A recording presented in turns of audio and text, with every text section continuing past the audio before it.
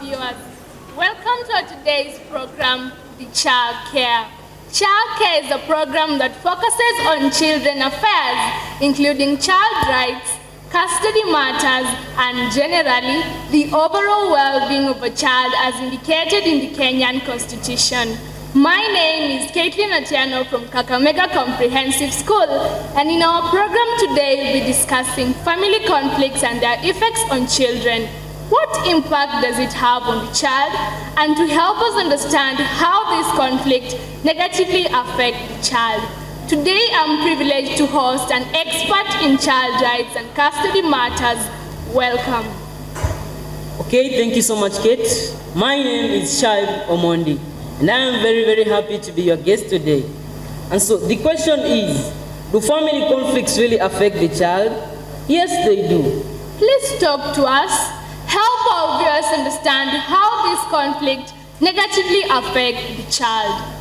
First of all, we need to understand that family conflicts vary with intent. And the worst case scenario is when this conflict becomes violent. The child's mind is not programmed to handle violence. This child flourishes in a family where he or she can get access to both peace and love. Kate, they say that pain is inevitable, but suffering is optional, which essentially means that while experiencing pain is just a natural part of life, how much we let this pain to affect us is a decision that we ourselves can make.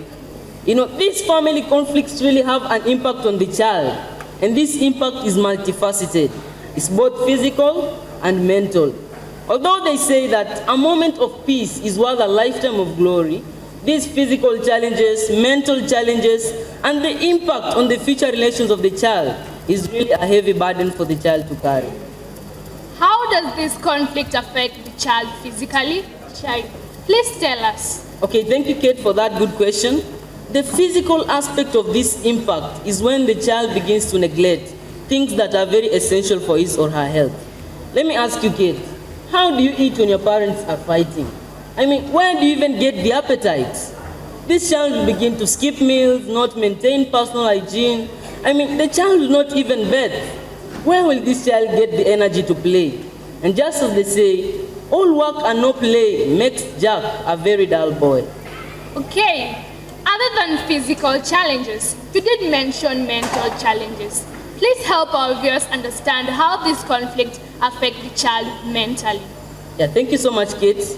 It is also right to say that the child is affected mentally. These family conflicts that we are talking about deny this child personal peace. This child will begin to develop a very low self-esteem. The child will begin to doubt himself or herself. It further affects the child's concentration in class, and the end result will obviously be poor performance.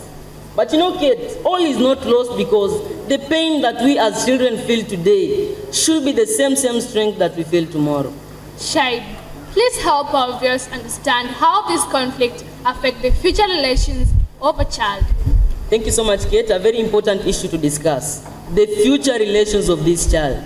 When all is not well there at home, this child will lack the courage, the energy, the boldness to face challenges out there. And with this, the child will not be able to relate well even with peers and even members of the society at large, since he or she will feel different from the other.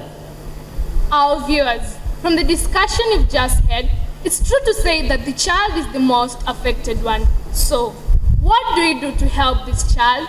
Shaib, please tell us. Okay, thank you, Kate. It will not be good if we end this discussion without discussing how we can help this child. And so, actually from what we have just discussed, it is evident that family conflicts affect the child. And these issues that we are talking about revolve around this child. And therefore, parents need to think of ways to keep this child safe. They say that it is not suffering or stress that kills us, but how we react to that stress. And even the Swahilis will tell you, maji ukiyavulia nguo, huna budi kuyaoga. And therefore, before our parents make these complex decisions, let's say like separation, at the back of their minds, they should be thinking of their children.